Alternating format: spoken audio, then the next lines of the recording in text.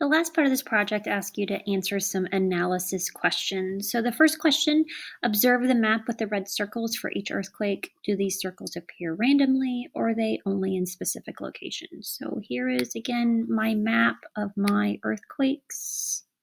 So I've got a big giant cluster of earthquakes that happen pretty much in this area, and then I have a second group here. So I would say for my map, they're not randomly scattered all over the place.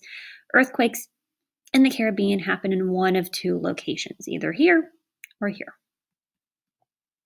Second question, ask you to now find that on your plate boundary map.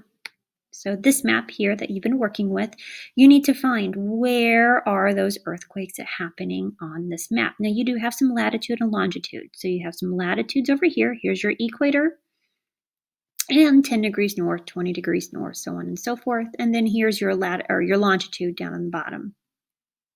Now I can tell from my latitude and longitude that my earthquakes are all happening right here with the Caribbean plate.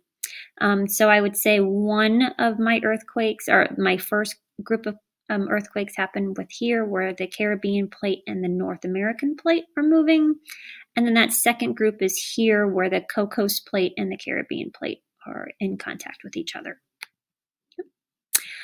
What type of boundary is causing these earthquakes? So again, you look at your map and here it looks like a transform boundary. I've got two plates sliding past each other, and then I've got a convergent boundary right here that's causing those two different types of earthquakes. So you're going to use this map and use the keys to determine what kind of boundary is causing your earthquakes. My location, there's two different boundaries.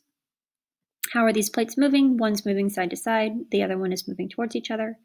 And observe the magnitude and depth and draw some conclusions. So my magnitudes, I can conclude that most of my magnitudes cannot be felt. So there are earthquakes that happen every single day in the Caribbean, and most of the time, because they're in the 2.0 to 3.9 range, they cannot be felt. But some will. I've got 5 earthquakes that are definitely in they're not destructive, but they can be felt range.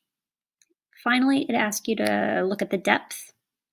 From my location, most of my earthquakes, more than half of them, are pretty close to Earth's surface, but they do get down pretty deep, and I do have one earthquake that's pretty deep underground. Okay.